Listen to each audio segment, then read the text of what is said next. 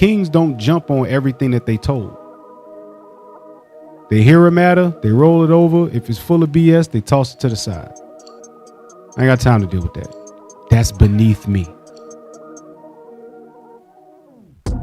Especially when it comes to dealing with the other nations. You don't have to tell Esau your business. Just in case y'all don't know. You don't have to tell them your business. Hey, what are those fringes? Oh, they're fringes. Oh, okay. Well, any particular reason why you wear them? No. That's it. I don't owe you no explanation. I don't have to talk to you. Any reason why you wear those Doc Martens? See, you have a brown leather belt. Any reason why you wear that?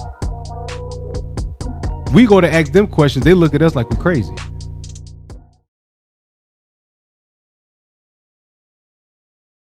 Hey, shalom, y'all. Most High in Christ bless. The class title is The Self-Esteem of a God. The reason why I got to touch on that is because what I've grown to understand is a lot of us as men got poor self-esteem. That's why brothers get emotional. That's why brothers don't do nothing in the truth. That's why brothers sit in the back, be to themselves, call themselves introverted, all of that stuff. Can't take correction, all that. All that got to do with how you view yourself. You understand? We have to correct the way that we see ourselves. Give me that in Proverbs 23:7.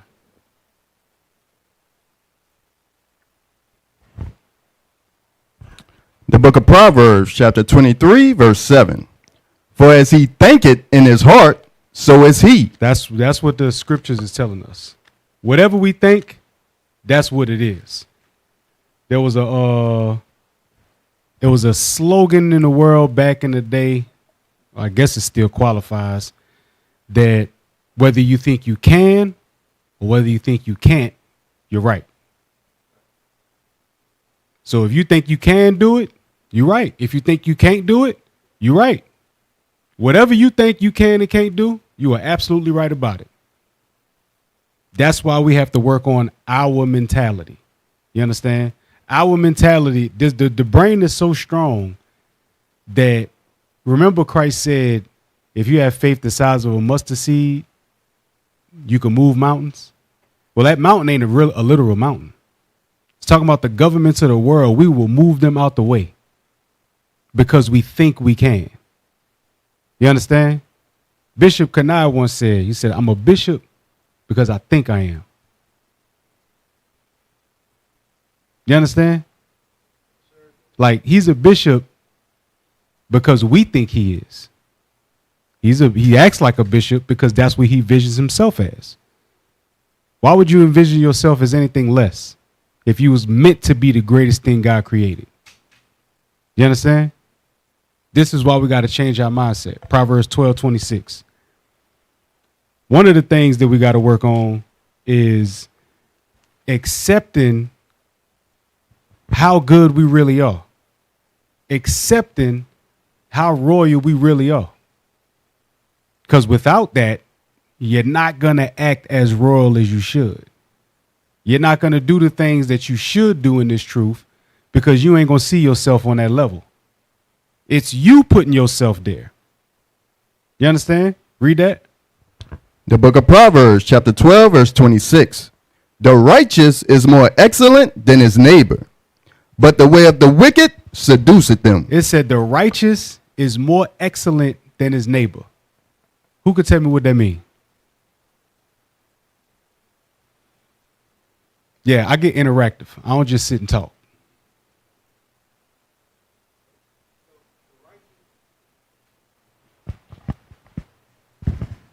Shalom, Most High in Christ blessed. So the righteous, those who keep the commandments, they're more excellent than their neighbors who don't keep the commandments. What does that mean? That means that they have a power with God. Okay, what does that mean? Simplify it. If I'm more excellent than you, what am I? Better. Huh? Better. Better. A lot of people, we it's hard for us to think that. Oh, what you think you better than me? Yes. That's what the Bible said. We're better than those that don't keep the commandments. Yes, we are. We're better. Men, you are better than those that don't keep the commandments. All them brothers outside, you're better than them. Why is it such a hard thing? You can sit down. Why is it such a hard thing to understand that when we say biblically, you're better than everybody? But in the world, you was the realest nooker alive. Nobody said anything when you said that you was the realest nooker. When you was the savage of all savages, when you was top dog, when you was the boss, whatever you want to call yourself, nobody had a problem with that. Long as you claim to be the best at doing evil, everybody was cool with it. Now when you say you the best at doing good, now people got a problem with it. You understand? And they got a problem with it because they see something in you that they don't see in themselves. So when you say that you better, they examining themselves. Well, why he think he better? Oh, because he do this and he do that and he do this and he do that. Or she do this, she do that. And I don't do that stuff. That's why they look at y'all crazy sisters when y'all walk around in y'all dresses. Y'all ever had that happen to y'all? Somebody, a woman just eyeball you like, and somebody next to you probably got to tap you like, hey, you know that person? I don't know. I don't know what the hell she looking at me like that for. Why? Because she sees something in herself that's missing. And you got it. You understand? We have to remember we are more excellent. We are better than everybody else. Our people as well as the heathen. Yes. You understand? That's not a hard concept, but when you don't think that way, it's hard to understand, it's hard to grasp. Because we've been treated like slaves, we've been treated like niggas all of this time. We really can't see past that. You better condition yourself. Get Jude verse 20. I think it's 20.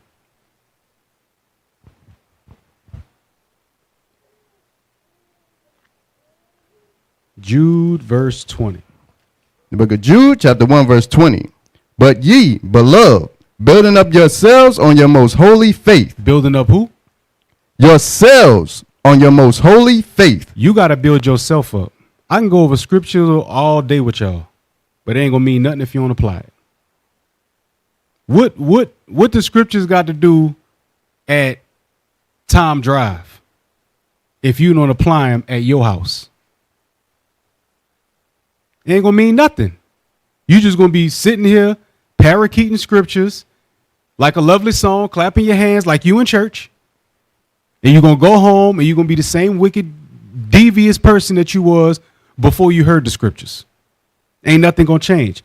You got to build yourself up. Read that again. But ye beloved, building up yourselves on your most holy faith, praying in the Holy Ghost. You have to build yourself up. You got to make you better. You got to work on you. You understand? That's one part. How many kings need somebody else to validate them? Once they in that rulership seat,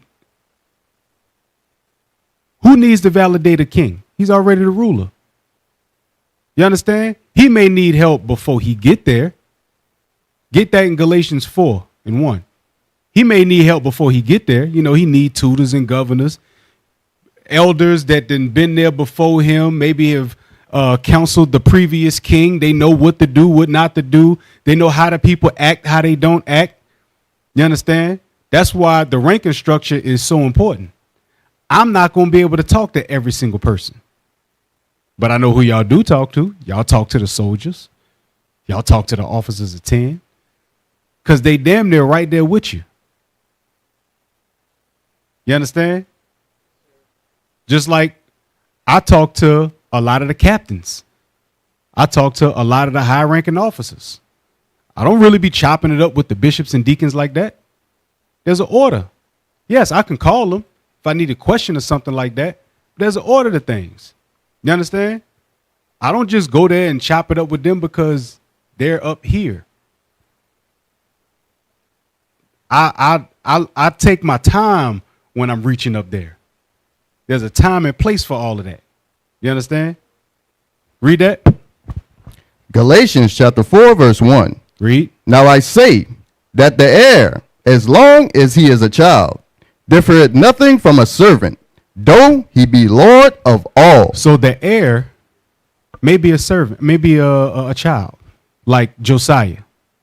You understand? When y'all read the book of Kings and Chronicles, you may see that there were young men that were 12, 13 years old, and they was kings. They wasn't ruling the kingdom. They was under what? Read it again. Now I say that the heir, as long as he is a child, differeth nothing from a servant, though he be Lord of all. Read. But is under tutors and governors, until the time appointed of the father. So until you are of age to know how to deal with the people, judge matters. You've learned what you need to learn out of your Bible. You've learned what you need to learn how to run the kingdom. Once you are from under those tutors and governors, now it's been deemed, okay, he's ready to step out on his own and judge the people now. You understand? That's what we have to understand. From the men in their teens to the men in their 50s and 60s. It's not a race on how to get this knowledge. The knowledge is going to come. You understand? It's going to come. All you got to do is read. Whether you understand or whether you don't understand, it's going to come. You just got to read. And when it comes, then you start to get how to understand scriptures. And how many of y'all always ask the question, well, how can I be a good leader? How many of y'all ask yourself that question? You know how to be a good leader? You got to go through some stuff. Officers ask me that, oh, hey, Cap, what can I do to be a better leader? You go through some stuff. You can't go through life having nothing bad happen and learn how to be tough.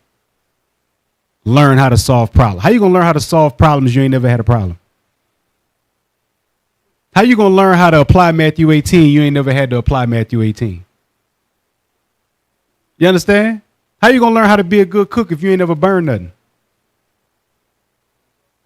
You understand? That's the same thing with being a leader. Go to Proverbs 16:2. So while you under those tutors and governors, you starting to learn how to be. That's what this is right here. These are tutors and governors. The leadership of your school, that's tutors and governors. Until you start to learn how to move. Because guess what? Tutors and governors are going to tell you what you need to work on, how to speak, what to say, what not to say, what things you got to purge out of yourself. Because you may not see it. You may have an attitude problem. You may not see it, but the men over you see it. And it's crazy how they all men of God until they correct you. Everything is, oh man, they be bringing it out, this, that, and the third. And they say, hey, bro, you got an attitude problem. Something wrong with you. You need to fix that. Oh, I don't got no attitude problem. You tripping. Oh, now he tripping. Before he was a man of the Lord. Now he tripping. Because he said that you got lustful eyes. I watch you. You got lustful eyes, bro. You be peeking on the other side of that room all the time. You need to check your spirit. See, look, guilty conscience. Guilty conscience. I'm making examples. You talking about, you look. It's not I don't want to attack personal stuff. I'm looking everywhere. I wasn't even looking at you when I just said that. I know I'm cockeyed, but it is what it is. Read that, Proverbs 16:12. The book of Proverbs, chapter 16, verse 12. It is an abomination to kings to commit wickedness. It's an abomination to kings to commit wickedness. Y'all got to look at that thing like it's beneath you. You understand? Like it got to be beneath you. How many of y'all still play video games? Be honest.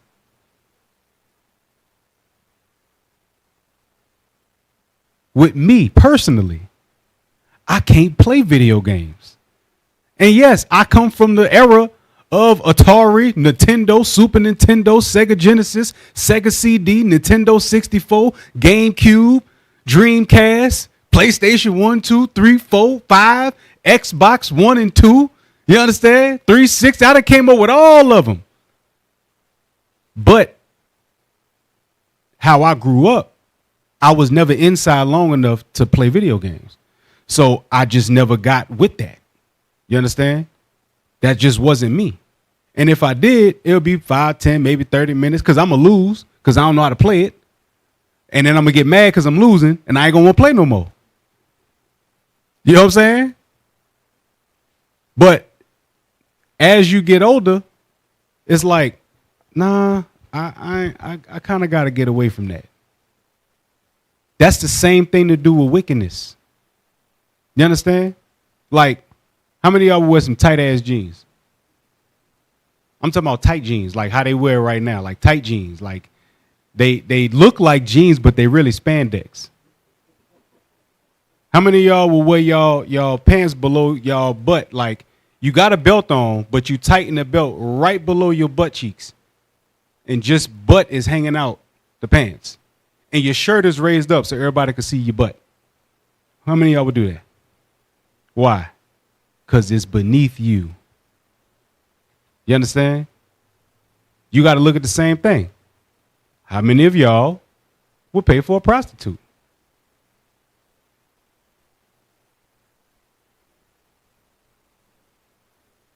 You really gotta look deep inside yourself in order to answer that question. Because there's many STDs, life-threatening diseases, and crazy folk that they got up in this world. Why would you want to gamble with your life like that? That should be an abomination. She's dirty. She dirty. Like you don't know what she got. Like she's filthy. That's how you got to look at sin. It's an abomination to do that. Why would you do that? You have the ability to get a nice, clean bill of health from a woman that you know that you're going to be with forever. And why would you pick a trash can? Why would you pick a dumpster? You want to roll around in the mud and sleep in the dirt, but you got a king size bed at home? You understand? The mentality of a king is not, you don't run after your lust. You can't, because your lust could cost you the kingdom. Get 1 Kings 11, start at verse 3. Your lust could cause you the kingdom. What happened to the sons of God early on in the Bible?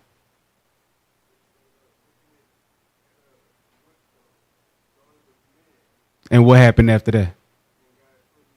He shortened their life. They couldn't control their lust, so they got their life cut short. Think about that. You couldn't control your lust, so your life got cut short. We was going to live immortality. We was going to live forever. But the lust in us cut that short. Read that. 1 Kings chapter 11, verse 3. And he had 700 wives, princesses, and 300 concubines. And his wives turned away his heart. Every single time, your lust is going to turn away your heart from God. Every single time. And God is our source. That's our power. We've tried everything in this life. We've tried economics. Did that work for us? No. Because all it did was blow up our businesses or make laws and rules to where you can't open up the business. Or if you do open up the business, you got an incredibly high tax to pay. Or if you do open up the business and you can pay the tax, then they'll mess with the suppliers, and now you can't re-up on your supplies, so now you get ran out of business anyway. Either way, economics is not the end-all be-all for our people. It ain't. We try politics. What happened to all the politicians? They get corrupted or they get killed. One of the two. But they don't be for us. Not the entire time. They may start off for us. They may start off for their people. And then they get given a gift. They forget all about their people. You want some more of these millions? All you got to do is push my agenda. Seemed real easy at first. You understand? We tried education. You know what they did with education? They pit men and women, black men and black women against one another.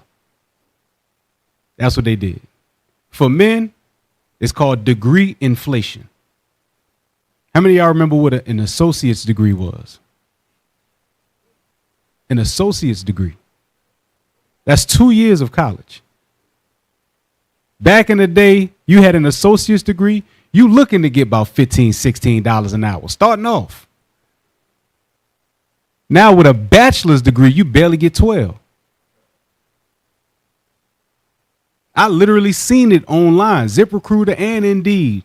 Bachelor's degree, 5 years of experience, $14 an hour. So even if you do got the degree, you ain't got no experience. So now what can we do with a degree? We done spent 4 years of our life in college. You got a degree in computer science. And you working at Coca-Cola. You working at Frito-Lay. You working in a warehouse with a computer science degree. Degree inflation. Meanwhile, this side of the room, they got grants. They got rules and regulations that then got passed. They can get all the degrees that they want. And what do they do most times? Oh, I'm better than the man. I don't need no man. That's what's being pushed in the world. But a princess's mind is not really influenced by all of that. Not if her mind is on right, just like a king's mind is not influenced by all of that. Not if his mind is on right. If she's a princess going to get her education and she knows to herself she's righteous and she's more excellent than her neighbor, well, why would she think she's better than her man and she know we both need each other? You understand? Then when they do stuff like that, what they call them? A pick me. You're right. They all pick me. Wives get picked. Hoes get chose. When we was growing up, how many of y'all mid to late 30s? All right. So I don't know if your generation called it that, but in my generation, when a female liked you, we say she was choosing. She choosing. You understand? She choosing. You're right. She is choosing. She choosing who gonna bust her up. That's all she choosing. A wife, she gets picked. Men off the top already know what female to mess with and what female not to mess with. We know, okay, this one too serious. Nah, she probably won't forever in a day. I ain't got that. Nah, this one over here, she looking for right now. That's who I'm going after. You understand? We can see it. We already know. But why is it that we're that good at seeing it in wickedness? But when it comes to righteousness, we run away from it. Can't do that. That's not what a king does. That's not what a God does. A God see that righteousness, he goes straight to it. Why would you want to mess around with wickedness and you got righteousness right there? What wickedness gonna get you? A lot of drama? But some people like drama. Some people do. Some people thrive on it. They thrive on drama. That's why no matter what they do, they always got a problem with somebody. They always got an issue. They can't never get along with people. They always got the sour face. You understand? They ain't never happy because they like drama. They got people that just like drama. Let's see what one of our sisters said about that. Go to Proverbs 31. Proverbs 31, start at verse 1. The book of Proverbs, chapter 31, verse 1. The words of King Lemuel, the prophecy that his mother taught him. The prophecy that his mother taught him. Yes, as kings, you know who else? What was the scripture we read earlier when you were young heir?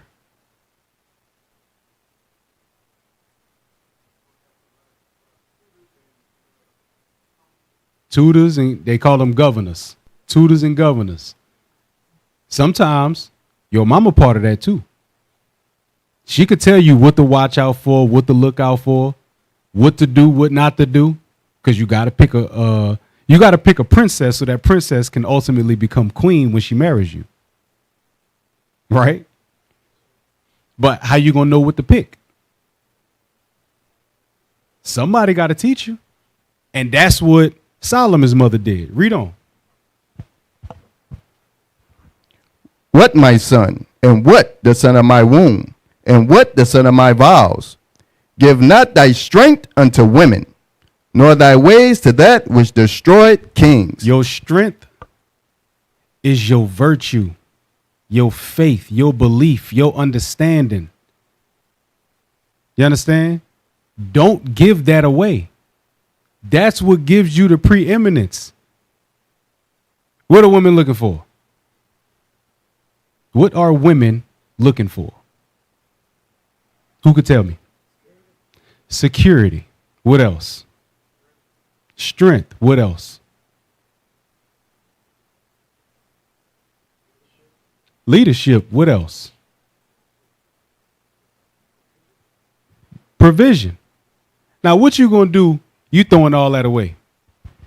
You ain't got no leadership because you can't examine yourself to even lead you. You ain't got no provision because you screw your money off of your lust. You can't provide no strength because every time you go after your lust, you're proving that you're weak. You can't provide stability because with all of that going on, how you going to save money? You ain't got no discipline. How you going to provide stability? You jump around from job to job. And when you ask why, oh, somebody said something I ain't like, so I left.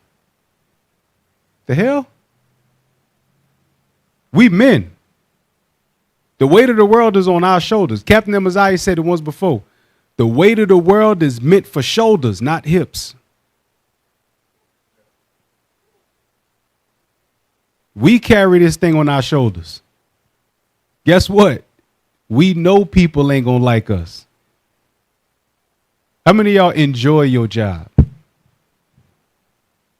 I thought so. But you do it because that's what you gotta do. Because if you want to survive in this world, you need money. So you know what men do? We tighten our belt and we go get it. That's why it's important for us to come home to peace. But they got brothers that'll deal with the BS at the job and then go get a scallywag after work and then deal with her BS and all the stuff that come with that and then wake up and go back to work again. Life full of chaos. That's not the way of kings. That should be that abomination for kings to do wickedness. You understand? Read on. Verse 4. It is not for kings, O Lemuel. It is not for kings to drink wine, nor for princes strong drink. And it's not saying that you can't drink, but it's saying if you do drink out of season, meaning you drinking excessive, you drink too much, this is what's going to happen. Next verse.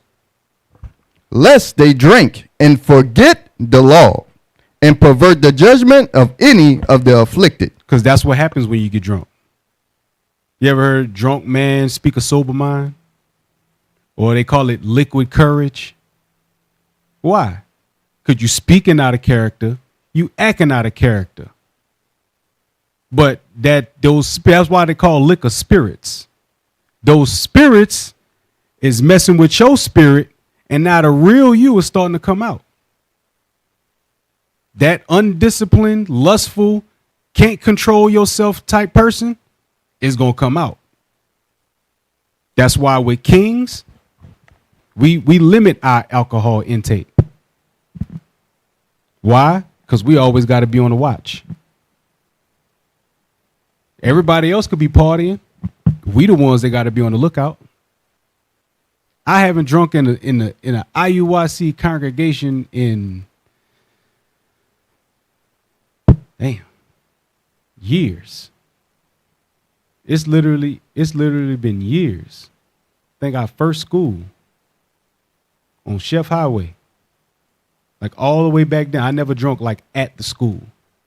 Wanna know why? Deacon Lapa pulled me to the side one time because we was there and we was the wandering Jews. Tornado had hit that school. We was the wandering Jews, and he said, "Hey, don't drink at school." I said, "Okay." He said, "You want to know why?" I said, "Yeah." I mean, I was cool with don't drink at the school. I wasn't going to question it. He said, "Because you always want to be on point. You never know when you may have to render a judgment." Because that happened before. We was at Tabernacles. A brother pulled out a machete. Like we was over there, we was going over scriptures, and then all of a sudden, dude just came out of nowhere, mad. And he had a machete in his hand, and brothers was trying to correct him, and he pulled the machete back like he was about to attack somebody. So I sprung into action, got the machete out his hand. He was on the ground face down, but I got the machete out his hand, put it in my tent. When the report went up, it said, "Was y'all drinking?" All I did was open the beer and took a sip. That's all I did. I just opened it. I took a sip and I sat the beer down. But was I drinking? So it don't matter. It don't matter if you took a sip or if you took a guzzle. You had a sip of a beer or you had 14. Y'all was drinking. So from that very moment on, I said, you know what? I got it. I got the message loud and clear. I'm not going to do that at the school. Why? Because I need to be on point. If everybody else is doing whatever they're doing, you know what I'm going to be doing? What kings do. Watching out. You understand? That's when you start to really think like the God that you are. Everybody else put their guard down. Who remember the story of Gideon's army?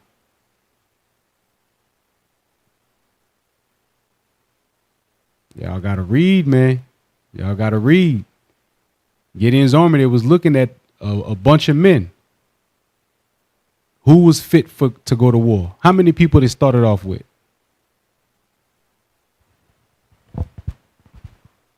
How many people they started off with, Barack Shaw? Yes, sir. I believe it was 300. No, that's when the people they ended with. How many they start off with? Go to Judges chapter. I want to say 6, chapter 6. 7. Yes, sir. Verse 3. Judges 7 and 3. Yep. The book of Judges, chapter 7, verse 3. Now therefore go to proclaim in the ears of the people, saying, whosoever is fearful and afraid, let him return and depart early from Mount Gilead. And there returned of the people 22,000, and there remained 10,000. So there was altogether 32,000 brothers. He said, whoever fearful, go home. 22,000 men left. That's not the mindset of a God. You understand? All they said was, whoever's fearful, go home. 22,000 left. And there was 10,000 left. Read on. Verse 4. And the Lord said unto Gideon, the people are yet too many. Even with 10,000 left, 10,000 brothers standing, 10,000. The Lord said, that's too many. That's too many. Read on. Bring them down into the water, and I will try them for thee there. Mm-hmm. And it shall be that of whom I say unto thee, this shall go with thee, the same shall go with thee. And whomsoever I say unto thee, this shall not go with thee, the same shall not go. Why? Because the Lord wants the best of the best. Why y'all think there's only 144,000? Yes, there's the 1/3. Everybody gonna get the kingdom in that 1/3. But then there's the leaders, the 144,000. How many people on this earth? Billions. About 7 billion. I think it was headed to 8 now, from what they said, like 8 billion. I know India passed up China as the most populous, but it's like 8 billion people now on Earth. And he only need 144,000? Baton Rouge got more people than that. You know what I'm saying? That's not even a city. That's like, hell, the island of Antigua got 150,000 people on it. He only needs a small number. Read on. So he brought down the people into the water, and the Lord said unto Gideon, everyone that lappeth of the water with his tongue, as a dog lappeth, him shalt thou set by himself. Likewise, everyone that boweth down upon his knees to drink. So, brothers lapping up like a dog, and then they got brothers that's on their knees to drinking. Which one is more vulnerable? Exactly, because what can you do? You on your kneecaps. You understand? They got some of y'all can't get up from your kneecaps right now. Tell me I'm lying. Put you on your kneecaps and say, get up. All kind of involuntary sounds gonna start coming out your mouth. Reaching for a chair. But why? Because you vulnerable. You ain't really focused. A dog don't bend down to, or they don't sit down on their knees to drink. They bend their head down and they look around like that. Read on.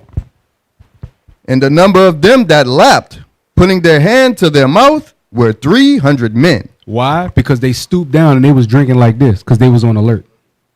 They went from 32,000 to 300. It don't never be about numbers with the Lord. Never. That's what we got to understand.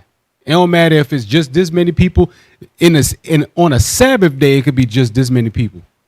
And we'll still do damage in Baton Rouge and the surrounding areas.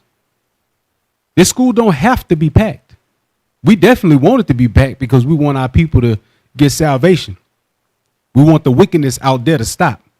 We want more righteous souls to come in. But understand, the Lord got billions of people to choose from.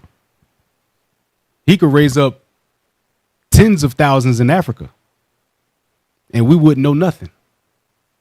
You understand? This mentality that we got to have, it got to be just like Gideon's men. Always on the lookout, always ready for something. You understand? Because we looking out for the betterment of the people, the women and the children, and the young ones. Always got to be on the lookout for them. Go to Sirach 39.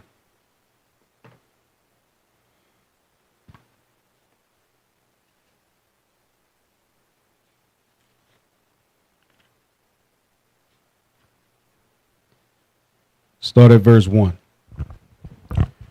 The book of Sirach, chapter 39, verse 1.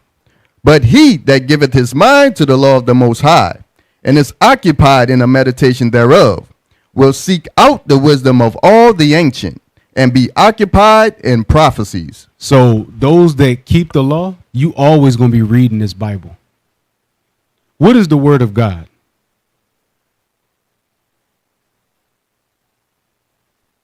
What is the word of God? Just yell it out. Okay. What else is it? What else is it called? Okay. Okay. Okay. Huh? The Spirit. The word of God is the Spirit, right? John 6:63. Right? So if you're not reading the Bible every day, do you have the Spirit of God? Nah. So how can you handle things spiritually? Only thing you're going to do is handle things carnally. She looked at me crazy, so I had to tell her something. Carnal. I feel like those words, them 3 words, I hate that. If you're telling me something you say, I feel like, just know in the back of my head, you full of it. I just feel like this. Here we go with the emotions. No matter what you feel like, what is the fact? Did they do any sin against you? No. Did they call you out your name, curse you out, do any sort of harm to you?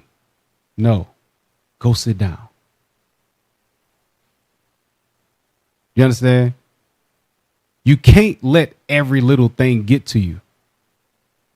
How many of y'all watch anything with kings like Game of Thrones, 300, anything that deal with royalty and kings and how they got to deal with things?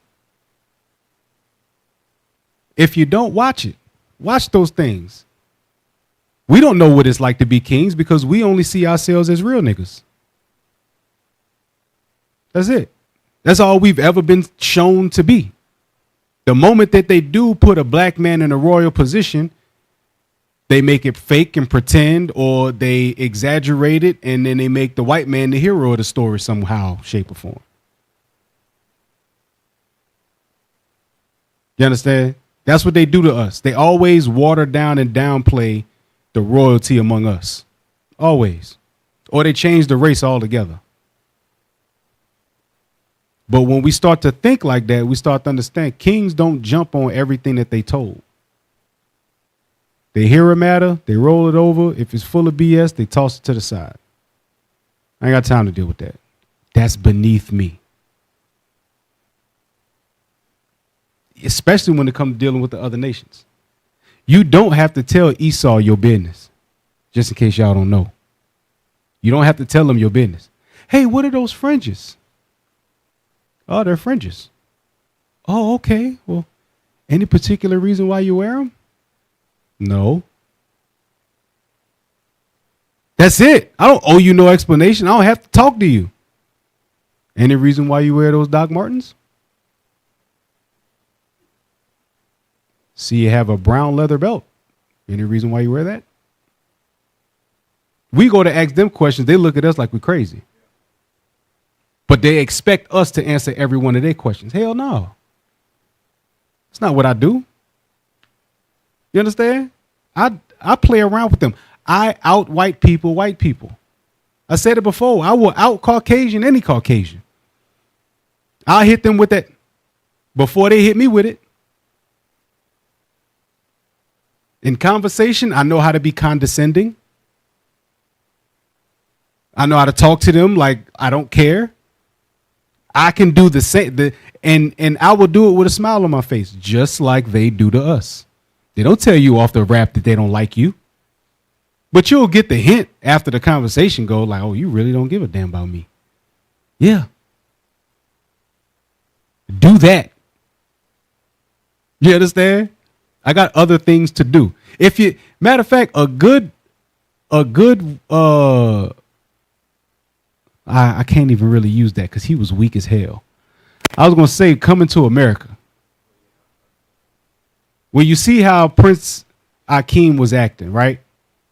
He was trying to get down on that servant level.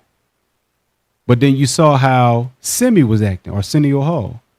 Simi was like, bro, we royalty. Like as soon as they left from the dinner, the breakfast table, he said, Akeem, where the rose bearers?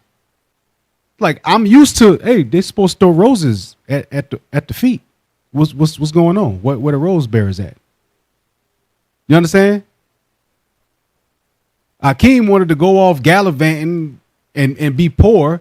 Simi like, hell no. I ain't poor. I don't want to live here. I don't want to do this. There's poor people. I don't do this. You understand? Ain't nothing wrong with how Simi was acting. Zero. Akeem was the one that was messed up. If you watch Coming to America Part 2, you'll see why he was messed up. His father called him weak. A weak king. Go back to Sirach 39, verse 2 now. Verse 2. He will keep the sayings of the renowned men, and where subtle parables are, he will be there also. He will keep the sayings of renowned men. The renowned men are right here in this Bible. Where the parables of understanding are, he's going to be right there. Hey, what this mean? Oh, snap. That's what that mean? I'm going to write that down. That's fire right there. Oh, what this parable mean? What this prophecy mean? What this going into? I don't know about y'all, but I get lost in this book. I get lost. Because you start to look at stuff. If you just reading straight through, all right. But when you start meditating in it, and you start looking at it, you're like, damn, why they said this? What precept with that? You go to another little precept, or you go to the history, you start rereading the history and why they saying what they saying. Like, oh, snap, man, this get deep. And then they might have a precept in the Bible. You was in Isaiah. They had another precept in Jeremiah. You go to Jeremiah. Jeremiah got even more information. It's like, oh, snap. Man, that's fire. You understand? You keep the sayings of renowned men. Like Mayor Shemariah was talking about it this past Sabbath. Bishop was reading in the book of Maccabees. And it was like, hey, was that Jeremiah, like the prophet? Because he had to have been dead. When you read up, Jeremiah appeared in the spirit.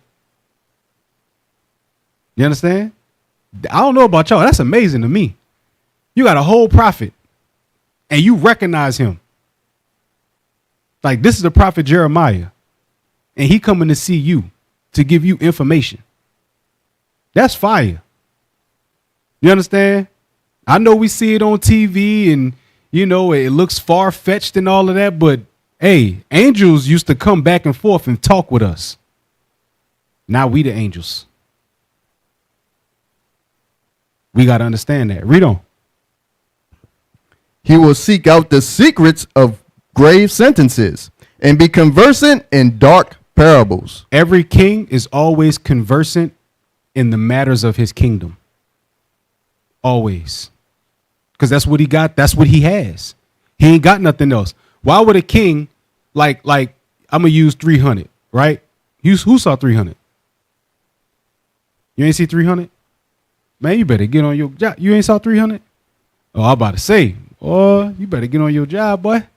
Got to get on 300, man. You how old are you? 24? Okay, you missed the whole, there was like a whole 300 movement when it came out. Everybody was calling each other Spartans. Spartans. Who? Everybody was doing that.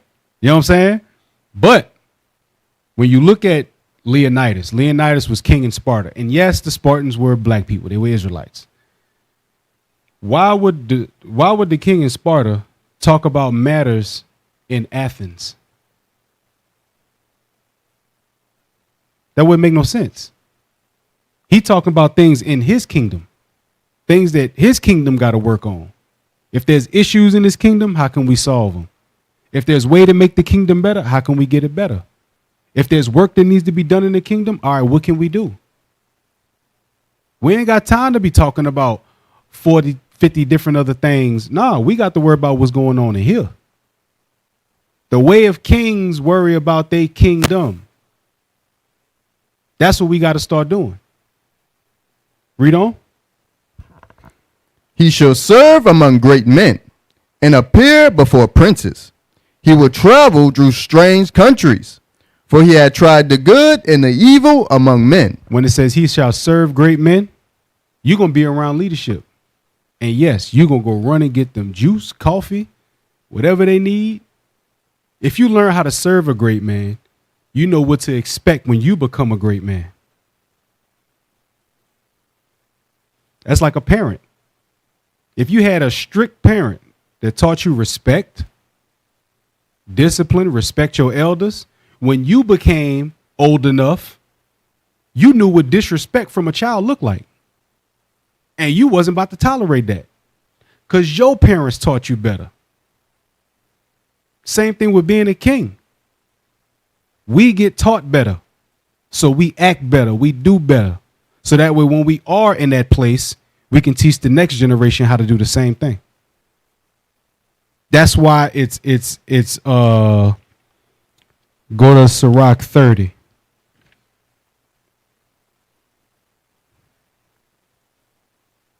Verse 5 and 6. Well, 4 through 6. Sirach chapter 30, verse 4. Though his father died, yet he as though he were not dead. When his father died, it's like he's not even dead. Why? Read on.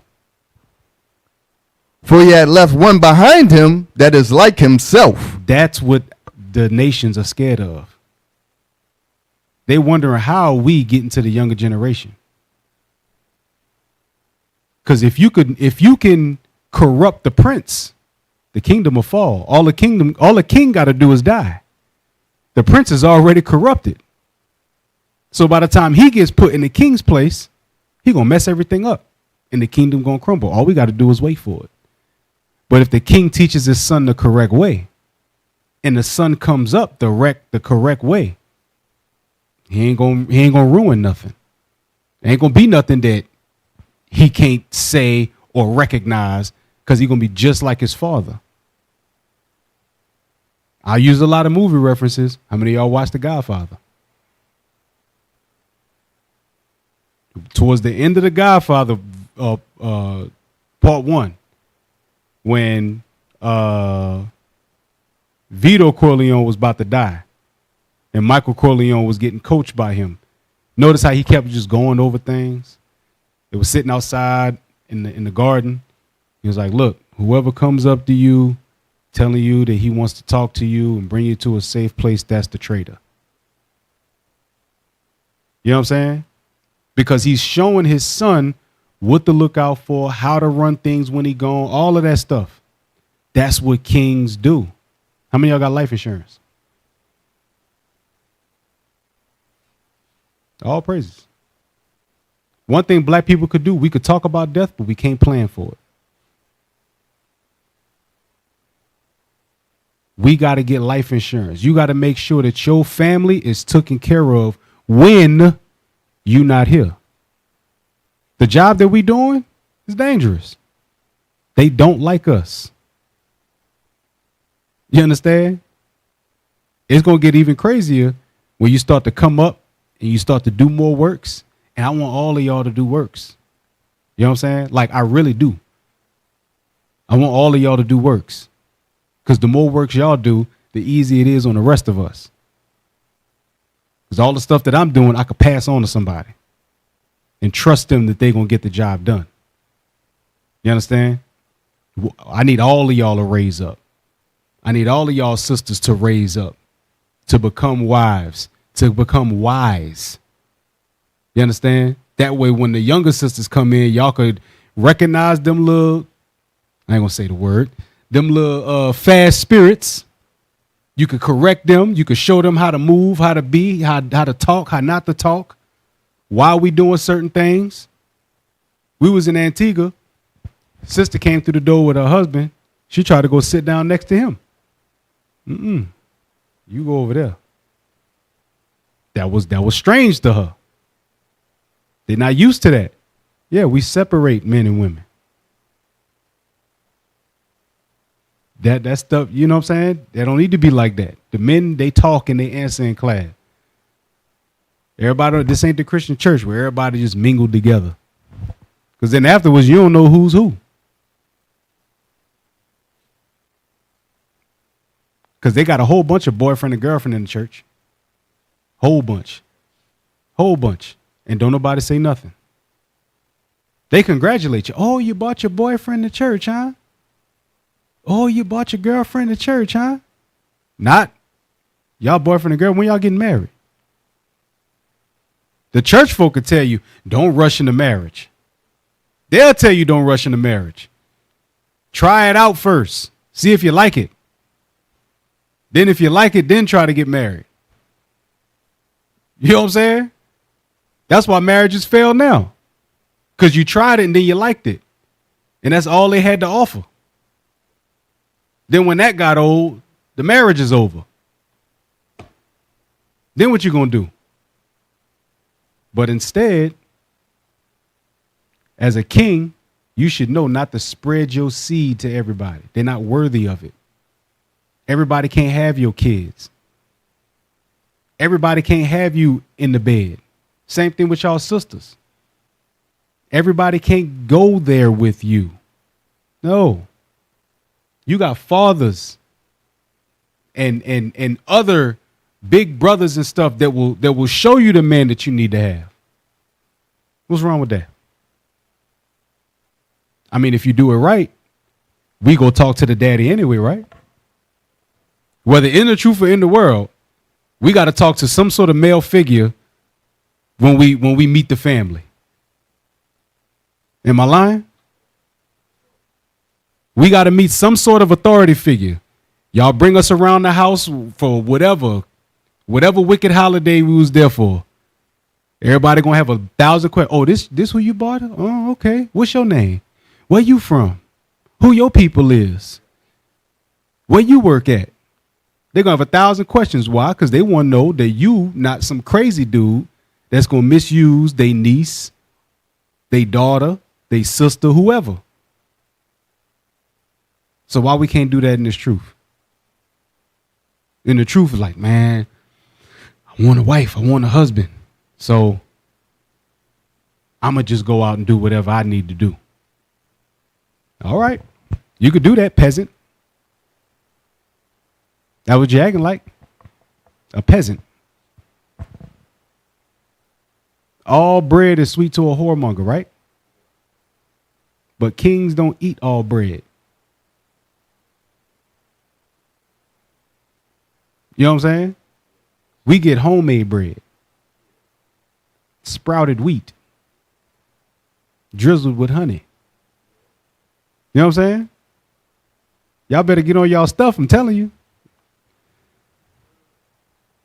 So you leave behind one like yourself when you teach your son. Go to Sirach 41:12.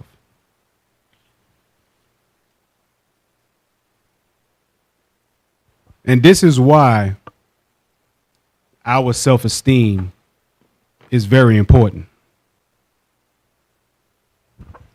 The book of Sirach, chapter 41, verse 12.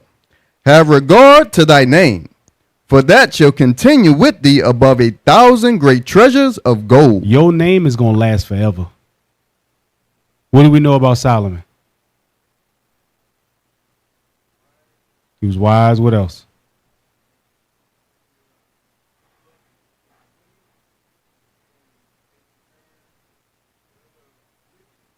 Yeah, but in the truth, we'll say that.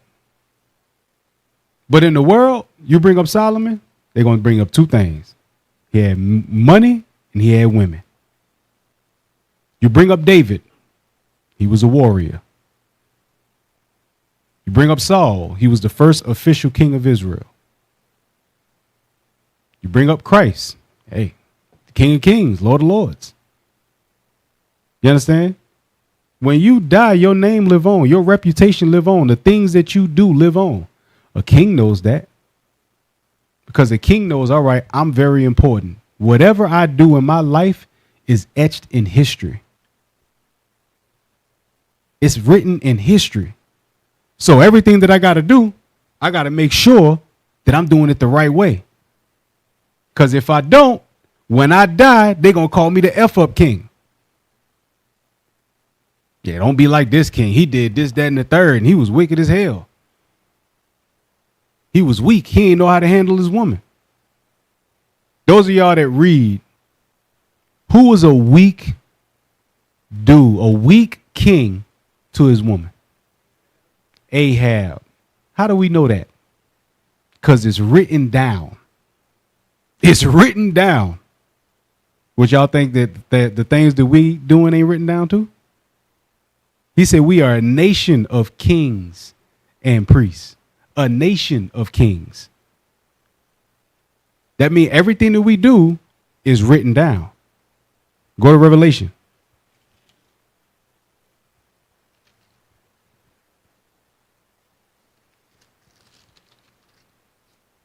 Revelations 20 and 12. The book of Revelation, chapter 20, verse 12. And I saw the dead, small and great, stand before God. And the books were open. The books were open. Read. And another book was open, which is the book of life. The book of life is the Bible. The other books is your life. Read. And the dead were judged out of those things which were written in the books, according to their works. You're going to get judged. The Lord going to flip the pages of your life, and he's going to flip the pages in this Bible, and he's going to compare. Okay, the Bible says, do this, do this, do this. Did you do it? No, you didn't do it. Somebody told you to do it right here on this day, and you said, I don't believe that. Jesus paid it all. Well, what exactly did I pay? Imagine answering them questions. And it's just you. Can't nobody save you.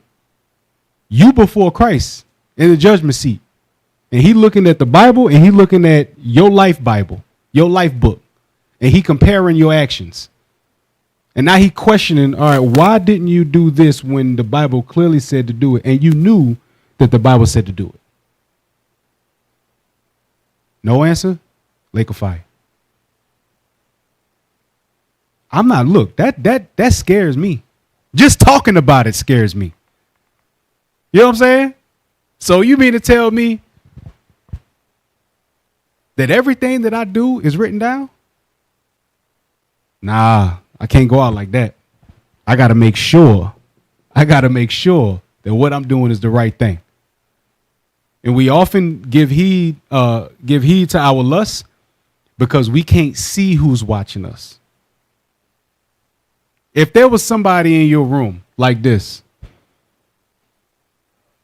looking at you, and that dude texts your phone, you going to look at the person that's looking at you, and you going to look at your phone, and you ain't going to answer your phone.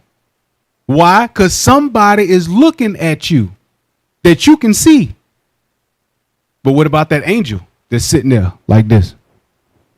And they looking at you. They looking directly at you. Negro called the phone, and she entertained it. And he said, I'll meet you here. And then he put on a shirt with fringes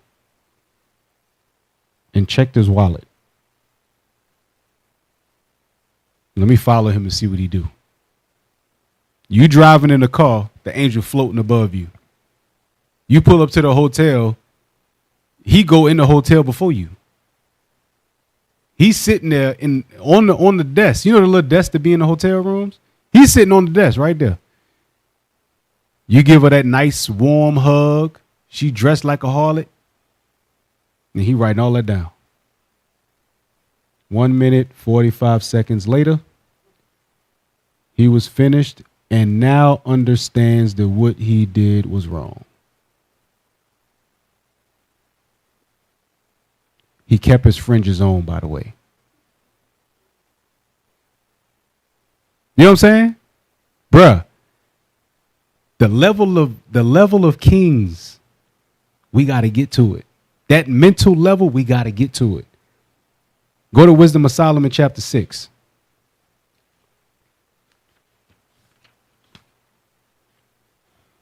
Start at verse 1. Wisdom of Solomon, chapter 6, verse 1.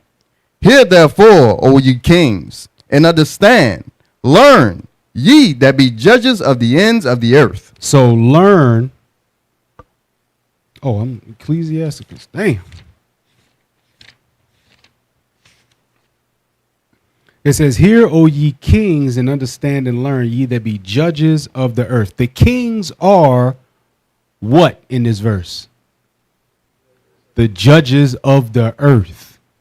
So if we judges of the earth, when do we start judging it?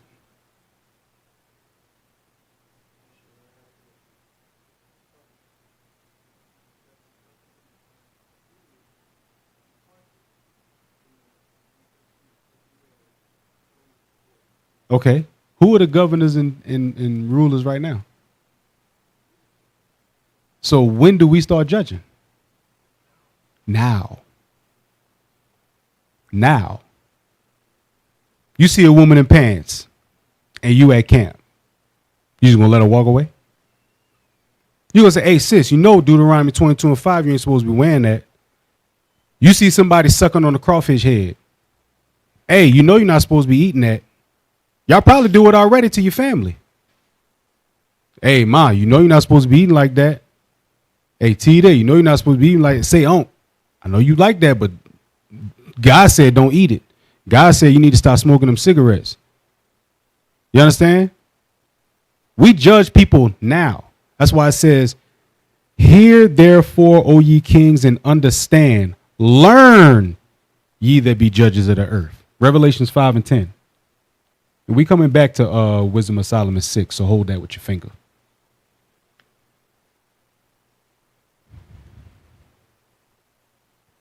Revelations 5 and 10. The book of Revelation, chapter 5, verse 10. And had made us, and has made us unto our God kings and priests. He made us kings and priests. That's not later. That's now. What did the priests do? They judged. Judged out of what? Out of the law. What do we do? Judge out of the law. So if we priests right now, we're also kings right now. We just got to start acting like it. Bishop Kanai said it one time, blew my mind when I was younger.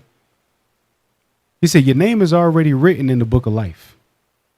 You have to do work to get your name blotted out. I don't know about y'all, but when I was in school, the teacher would say oftentimes, you have an A right now. Work to keep it. You know what I'm saying? You start off every school year with an A, with straight A's. You got to do work to fail tests to bring your grade down. Because what do they subtract from? They subtract from 100. That means you already got the 100 when you first start off. Meaning we already a king right now. We're already priests right now. We're already judges of the earth right now. All we got to do is judge the earth, be priests, and be kings. That means we got to learn how to be kings. We got to be around. We got to travel. That's why Sirach 39 said you're going to go through strange countries. Why? Because that's what we called to do, especially Judah in the States. And when I say Judah, I'm talking about Judah, Benjamin, and Levi. Because Benji and Levi that was raised here is not the Benji and Levi in the islands. It's two totally different spirits. Totally different. The Judah that's here is not the Judah in Africa. Totally different. Judah, Benji, and Levi here in the States, they the ones. Deacon Malachi call them the house of David. We the ones that got to go out and teach the people. You understand? That Deuteronomy 33, bring Judah unto his people. That's us. That prophecy was about us. We going to go to the people. You want to know why? Because that American passport gets you everywhere. Soon as you pull that thing out and they see that eagle on that paper. Okay, go ahead, sir. You know what I'm saying? We the Romans of today. Remember how Paul was? They questioned him. They locked him up. He said, hey, don't you know this man is a Roman? Y'all better take heed to what y'all do. Even though the U.S. don't like us, let any harm come to us outside this country. You know, an attack on an American citizen is a declaration of war. They will take that as an act of war. I don't care if it's a Negro they don't care about. That's an excuse to go bomb some people. They take all of them. You understand? Go back to Wisdom of Solomon. 6 verse 2. Wisdom of Solomon, chapter 6, verse 2. Give ear, ye that rule the people, and glory in the multitude of nations. For power is given you of the Lord. Power is given us of the Lord. Read. And sovereignty from the highest. Who shall try your works and search out your counsels? God is going to try our works. Who can tell me how he going to do that? And pull up that definition of sovereignty. Who can tell me how the Lord is going to try our works?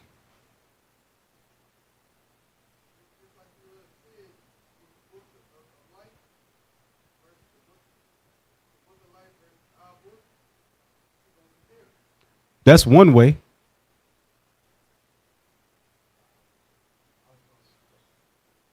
It's on.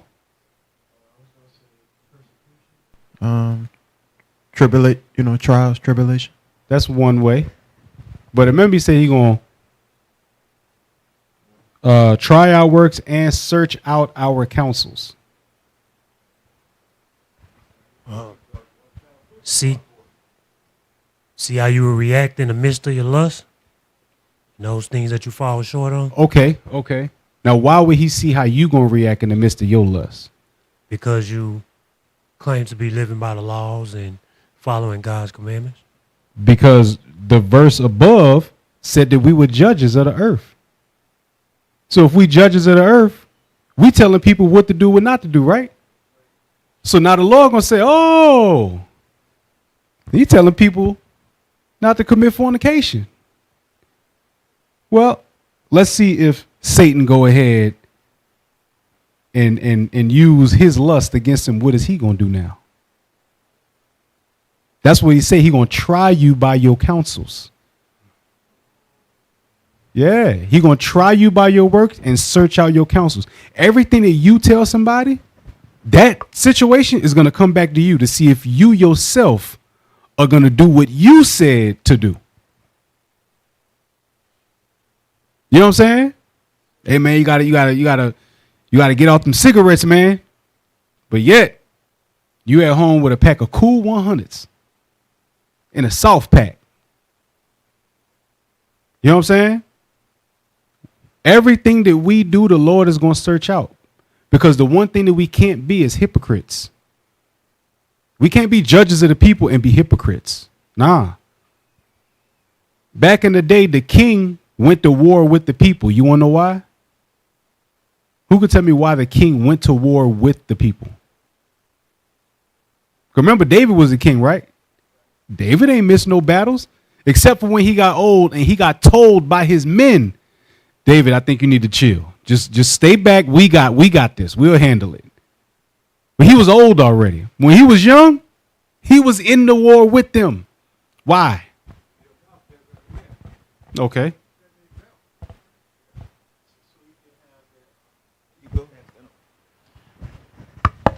I don't need that. He Judah. Oh, yeah, I was about to say so he can have that fear amongst them too, that respect. That respect, be the example, show them the way that they need to go. All of that is right. Without him being there, there will be a level inside the men, especially those mighty men, the ones that could really fight. If he wasn't there, there would be a level of them. And I mean, they reverence the king because he's the king. But at the same time, you don't know what we go through because you ain't there. Can't say that about a real king because real kings are right there in the midst of everything. You understand? We lead by example. I could tell a brother go clean toilets. You want to know why? Because I cleaned the toilets before. I did.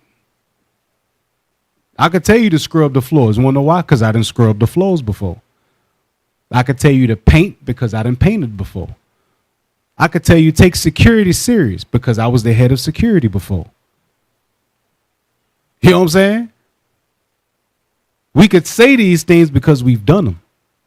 We ain't telling you to do something that we ourselves didn't do. You understand? These are the things that kings recognize off the bat. All right.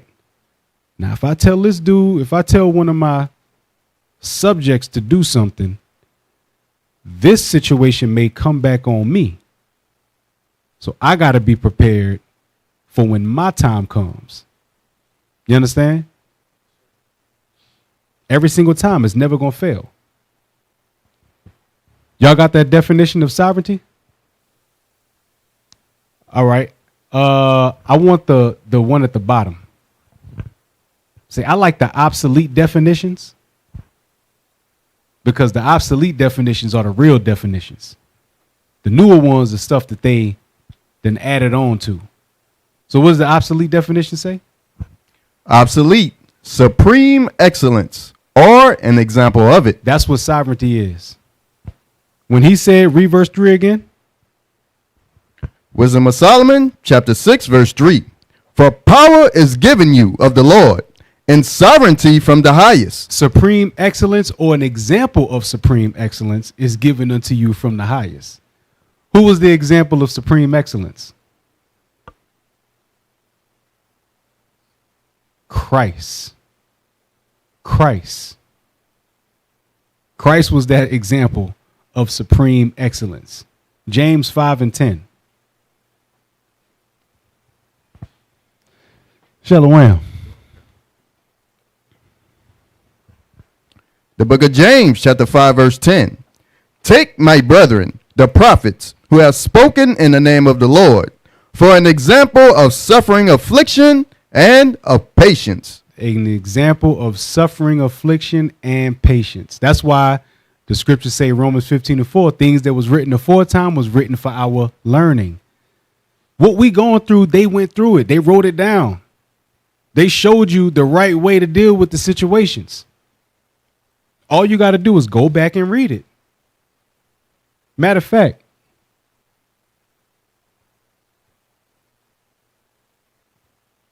who read the book of Esther? But y'all got to read, bro. Y'all got to read. Y'all got to read. How was Mordecai even brought up to be saved? Why did the king want to talk to Mordecai? What made him want to talk to Mordecai? He had his hands raised.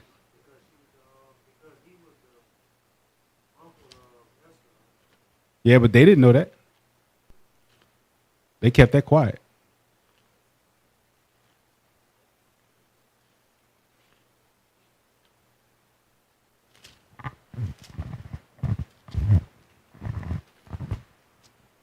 Anybody else?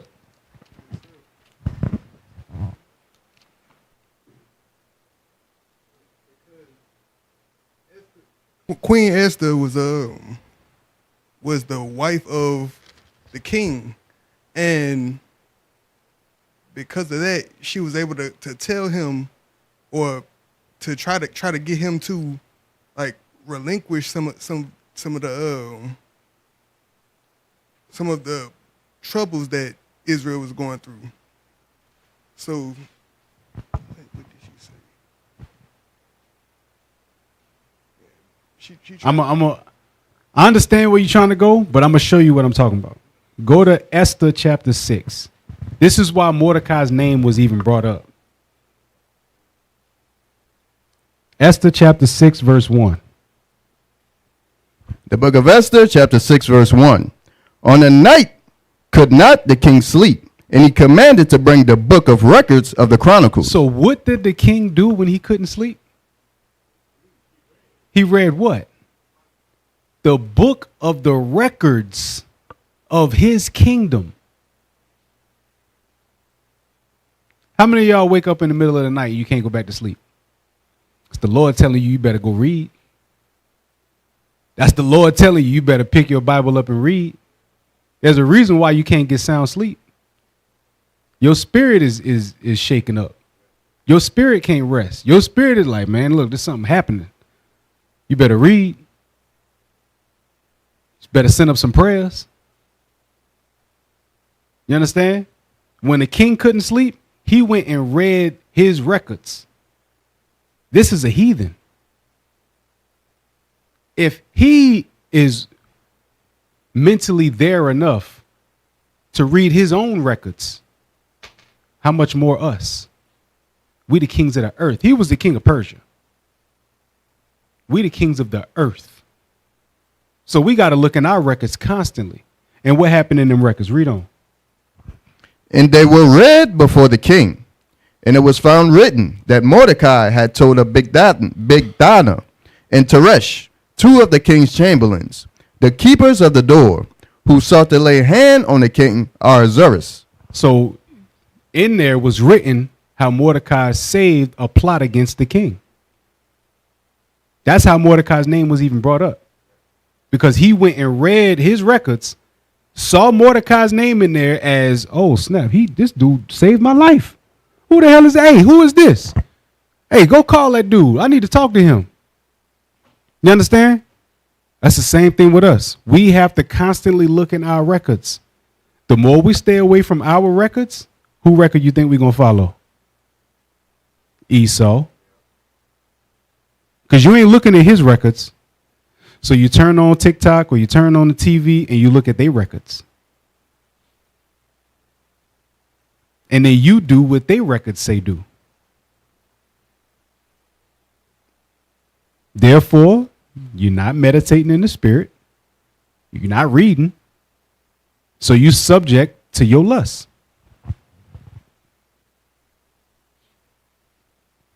Read on Wisdom of Solomon 6 and 4. Wisdom of Solomon, chapter 6, verse 4.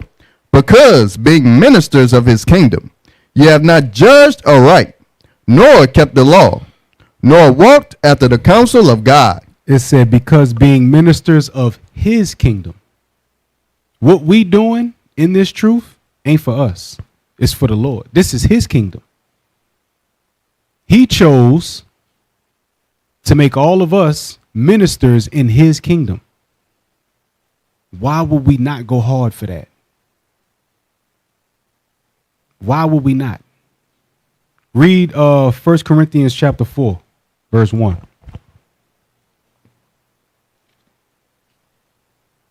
1 Corinthians chapter 4, verse 1. Let a man so account of us, as of the ministers of Christ, and stewards of the mysteries of God. That's what we are. We are the ministers of Christ. We are stewards of the mysteries of God. Who can tell me one of the mysteries of God?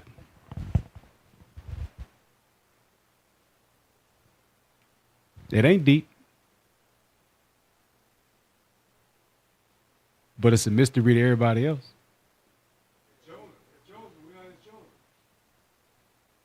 What you were going to say? Both of y'all correct. The Negroes that rap about killing each other, that's on Section 8 welfare, in the hood, high crime, low education, them folks is the sons of God, the daughters of God. That's a mystery. How many people online right now trying to debunk the fact that we the Israelites? Everybody. So we could be real niggas. We could be savages. I'm a beast. I'm a dog. I could be all that. But I can't be the son of God. I could be everything but a child of God. You know how they say they call me everything but a child of God? So I could be everything but a child of God. That's what they saying. Huh? We could be whatever they want us to be, except for the chosen people of God. You understand? How outrageous is that? That's why I condescend to people. That's why I talk condescending. Because as soon as they walk up to you, they automatically got something in their head that they think. And that's something that I can't stand. Don't automatically have something in your mind about me. You know what I'm saying? Don't do that. And that's what the other nations, with the other nations, I'm telling you. They get it. If you're ever around, like with Captain Shem, if y'all are ever around Captain Shem when he's talking to Esau, that is some of the funniest stuff that you would ever witness in your life. Because of how he talks so condescending, and they can't see it. They can't see that he's talking condescending to them. They can't see it. But we see it because we know him. So I do it too. Why not? They talk condescending to us. You know what I'm saying?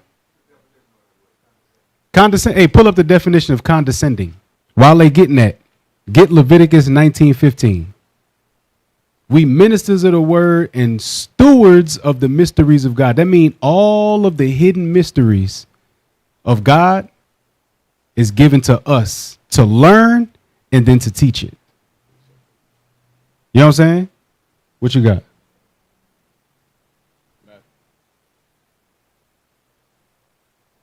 Matthew chapter 13 and verse 11. Real quick to prove what Captain Matthew said. Read that. And this is from Christ himself. The book of Matthew, chapter 13, verse 11.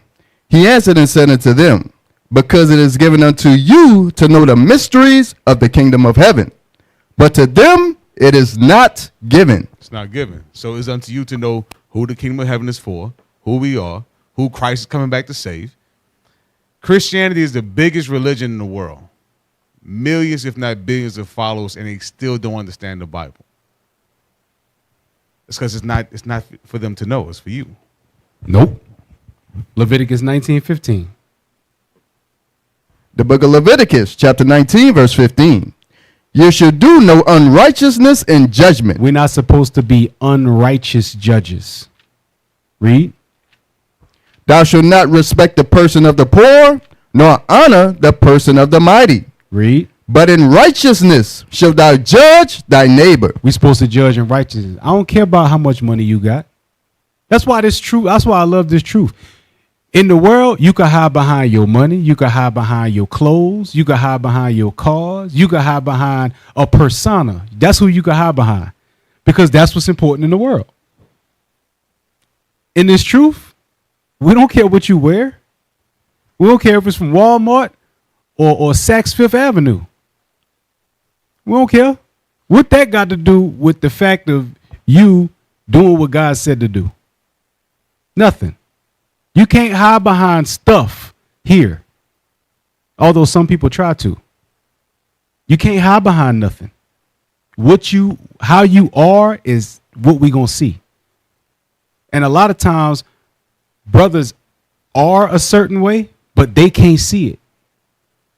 So when you tell them about it, they can't believe that that's them. Oh, no, but it is. It's you. Nobody ever told you this before, but it's you. This is who you are. You can fix it. Everything can be fixed. If I don't tell you about it, how you going to fix it? You got to know about it in order to fix it. That's what kings do. We don't want our people, because remember, it's an abomination for kings to do wickedness. So if you're doing wickedness, what are you in the eyes of the king? An abomination. What are you in the sight of God? An abomination. Man wearing a dress, you're not righteous. You got fresh perfume on you. You got the lipstick print on your cheek. You ain't righteous. You know what I'm saying? You sent the message, I'm going to hit you up after class. God damn. It's in your text thread. It's in the cloud. Even if you delete it, it's in the cloud. It's crazy that they call it a cloud. It is. It's crazy that we got cloud storage. It's up there. All your sins is right there. Reachable. You know what I'm saying? Christ is in the cloud. Your angel is in the cloud. Your sins is in the cloud. Them naked pictures that you sent is in the cloud. Them text messages that you sent is in the cloud. Them phone calls that you make is in the cloud. You know what I'm saying? That's the stuff that we have to be mindful of. What we do is always documented. What we do is always seen. Whether you think people see it or don't, somebody see it. They got somebody that's coming from a certain lifestyle or a certain level of sin, and they see that spirit on you. They may not say nothing about it because they may not know how to say it, but they see it. You know, that's that phrase, it takes one to know one. I'm telling you, spirits flock together for a reason. Spirits flock together for a reason. A brother got much hatred in his heart, and that's your counselor. You counsel with a brother got much hatred in his heart. So what about you attracted you to that specific person? Hatred in your heart. It's not a, you know what I'm saying? It's not a random occurrence. Things don't happen randomly. This is, you know what I'm saying? Like that don't exist in the truth. Luck, that stuff don't happen. Everything is spiritual. It's deliberate. Go to Jude verse 18. Yeah, bring it out after this.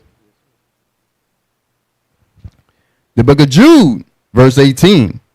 How that they told you there should be mockers in the last time. There's mockers in the last time. These are the last times. That's why they got people online right now calling us. And won't they come up with a better insult? Calling us Power Rangers is not really an insult. I mean, we all watch Power Rangers. We all did. We was at home, see, jumping over the couch, acting like we was fighting the putty buddies, you know, the putties. Acting like we was fighting the putties. Everybody wanted to be the Green Ranger or the White Ranger. You want the little saber tooth thing? And you're going to call us Power Rangers as if that's supposed to be an insult, an offensive. You like the Power Rangers. I don't want to hear that. You know what I'm saying? You know you like the Power Rangers. Not what we look like the heroes to you. Well, that's a compliment. It's a compliment. It is what it is. We all wanted heroes. That's why we like Black Panther. We all wanted heroes. That's why we watch Saturday morning cartoons. We watched X-Men. You understand? Superman movies that came out, Batman movies that came out, Thor and all that other stuff. You watch that stuff. Why? Because you like superheroes. So to call us a superhero, you're really giving us a compliment. And we are the superheroes. Because we got the power. The power is with us. We got the sword. Lion-O, I have the power. We got it. It's right here. That's our sword. What you got? Hey, Oda Obadiah, last verse. Verse 21. To that point, hey, we laughing and giggling, you know what I'm saying, about being saviors and heroes. But that's biblical. You know what I'm saying? That's biblical. Read that. Obadiah, verse 21. And saviors. And what? Saviors shall come up on Mount Zion to judge the mount of Esau, and the kingdom shall be the Lord's. So guess what? So when we come up to deal with the bad guys, with what are their name? Rita, Lord Zed, and all that. Yep. You about to get the business. Matter of fact, Lord Zed was the red guy, the red man. Yep. About to get the business. Yep. Go back to Jude 18. Jude, verse 18. How that they told you there should be mockers in the last time, who should walk after their own ungodly lusts. They walk after their own ungodly lusts. Name a king that do that. That mock people and walk after his own ungodly lusts. It's not a king, that's a comedian. Comedian does that. A jester. They do that. Always got a joke about something and get pulled away any little biscuit that walk past their face. Read on. Verse 19. These be they who separate themselves, sensual, having not the spirit. They separate themselves because they're not part of the kingdom. Soon as something in the kingdom offends them, they want to leave the kingdom. That's betrayal. That's betrayal. Could any of the 300 leave Sparta because they was offended? Hell no. A Spartan that fled, remember the humpback dude. Remember him, the humpback dude? Ephialtes. He said his mother and father fled Sparta to save his life. They never went back because they couldn't go back. Because they would be marked as traitors because they left the kingdom. You understand? They should have just dealt with their son. They should have cast his ass off. He grew up to be a deformed looking traitor. Cost the kingdom its king because they was in their feelings. I just feel like my son deserved to live. 25 years later, your son betrayed the king and got everybody killed. And what he told Lafayette, may you live forever. How?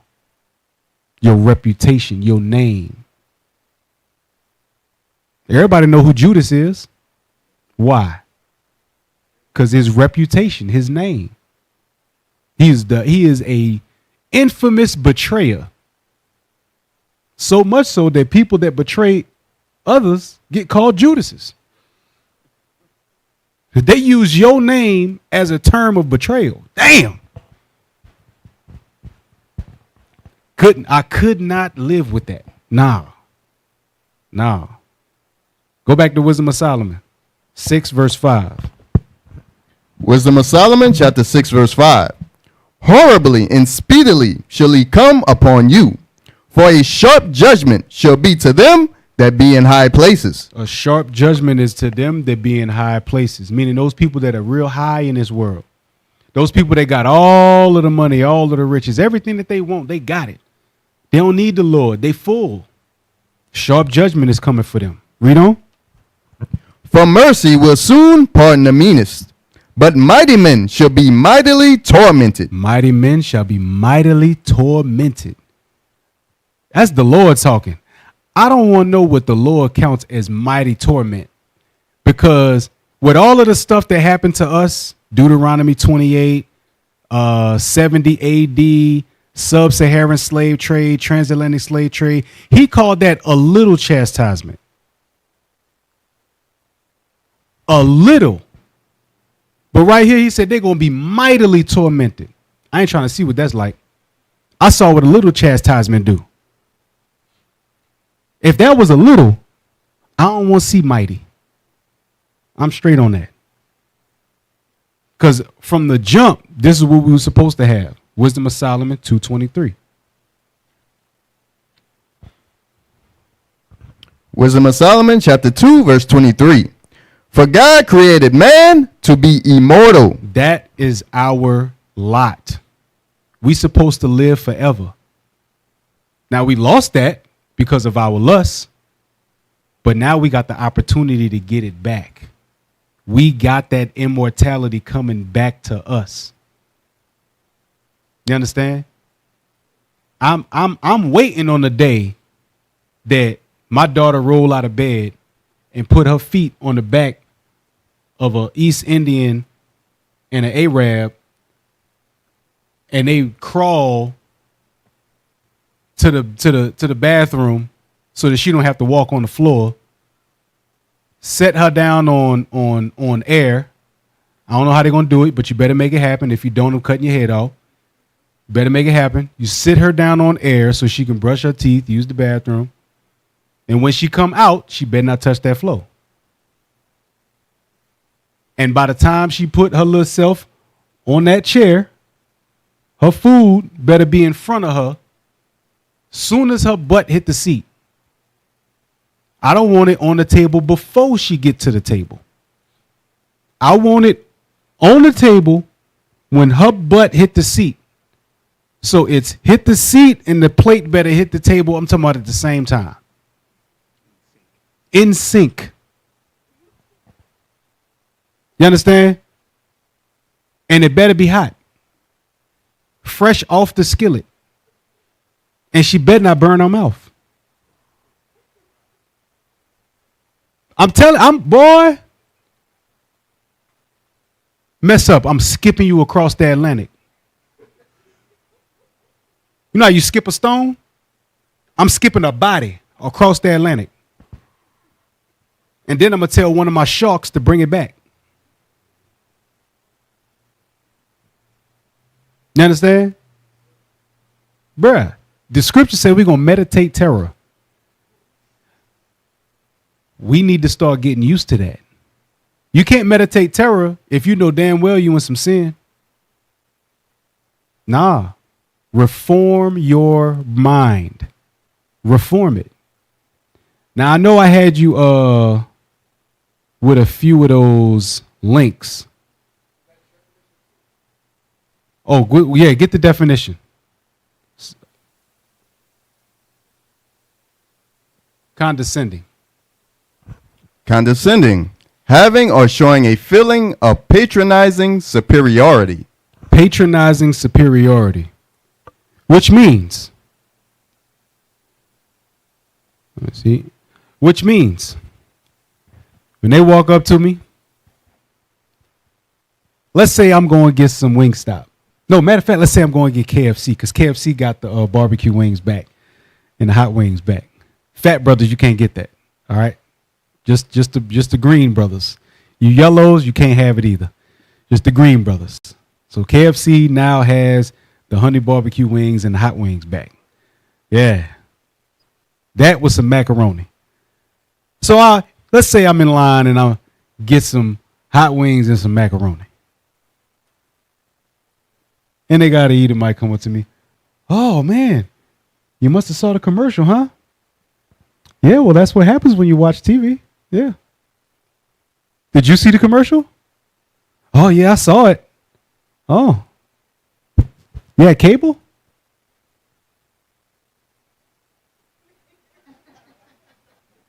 Took a second to catch on, huh? Yeah. How many of y'all see that dude? Matter of fact, look it up real quick. I thought you were poor. Or no, you got $1. Y'all ever saw that dude? Hey, you got $1? Look him up on YouTube. You got $1? Do you have $1? It's a black dude, he's slim and he got like dreads, but they like up.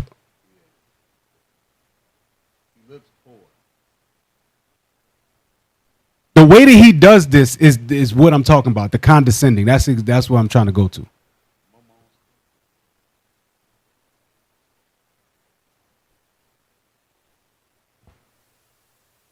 All right. So make sure that the volume is turned up. So he goes up to white folks and he asks them if they got $1. And white folks are going to say what generally? No, because they think that he's asking for $1. But watch this. Oh, I ripped that one, boy. No, I'm good. You sure? You got the ripped one too. No. Positive? Well, you ain't got to be ashamed of it. We've all been in positions where we haven't had and needed, and I got an abundant. What's that? I got a debit card. Oh, do you? I just don't have any cash. I used to say that too when I was struggling with it because I didn't want nobody to know. So I'd make up things, and I mean, that's why I'm here. yeah. Well, they do have loss prevention, so don't go stealing because they'll I tax. have a debit card Yeah, I used to say that too. right here. Oh, you keep a fake one just in case, just to try to prove it. I used to keep a fake one too to try to prove it to people. You sure, buddy? Well, don't steal. You see what I'm saying? You got $1. Wait, y'all got to play it from the beginning, man. Okay. You got to play it from the beginning. That's not the beginning. You got to hear what he say in the beginning. Refresh I the ripped that page. You got $1, bro? You got $1? Okay. So he asks him, "You got $1?" And they say no. He said, "All right," and he ripped gives him that $1. No, Give me another one. sure? They got another Yeah. one. There's one in a muscle shirt. He said muscle shirt. That thing's hilarious. Yeah, because he said, "Hey, you got $1?" Oh, I'm sorry. I thought you were poor. Yeah, that's one. He tells all of them that. And every time they say, "Well, no, I got money." Oh, well, I used to say the same thing. There's nothing wrong with being poor. I mean, I have an abundance, so it's nothing to give you $1. I can give you $1. But that's what I'm talking about when I say condescending. You know what I'm saying? Cause get 2nd Ezra 6.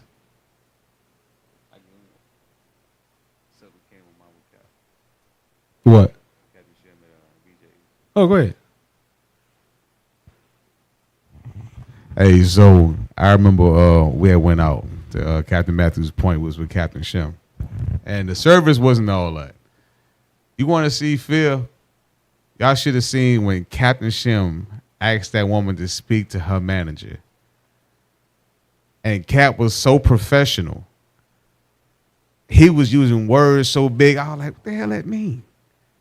And like, damn near, the food was free damn near after it was over with. Because the service was bad. But he did to them, like Cap said, he did to them what they do to us. And they crumbled. Hey, They crumbled. you better learn how to get it in. I'm telling, I will Caucasian your ass to no end. I'm telling you, I will. I will. Y'all will see it. I will do that. I do it at camp. As soon as they come up, I got a question. Just hold on 1 second there, sir. And I deal with my people. I still got a question. Just wait a minute. Just wait. All I tell them is wait.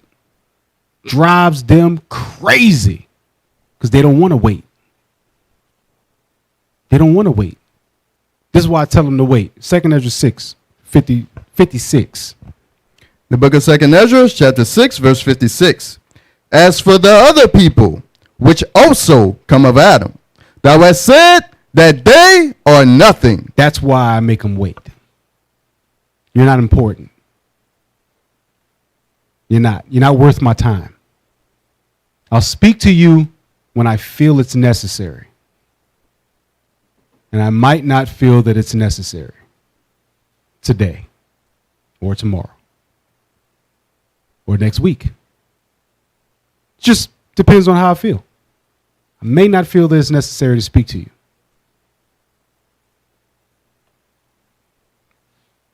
I don't care. Am I cordial? Of course. Cordial. Hello, good morning. Hello, how you doing? Go to the store. Hey, how you doing?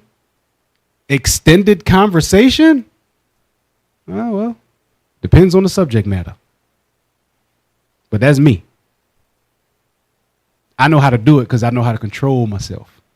It takes a level of emotional intelligence to do that. Those of y'all who want to curse Esau out every second that you get, don't do that. Just be cordial. Just straight up talk to them so that you can learn how to deal with them in a regular setting. You understand?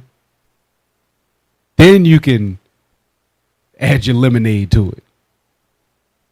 Other than that, look, just be nice. That's something that they hate too. They hate when you're just nice, especially when they're condescending to you and you don't give them nothing back. But the mentality of us as kings, it can't be broken. We the most patient. We the wisest. We the most knowledgeable. And we know what's coming to this world. We know how it's going to end. We know everybody's role in this world. We know it all. So why would we act out of character? Why? You know what I'm saying? That's the part of being a king that we got to remember.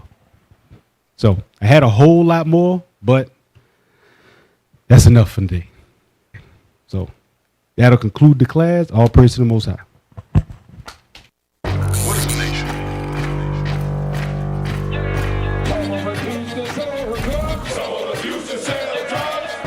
Nation is men leading by example.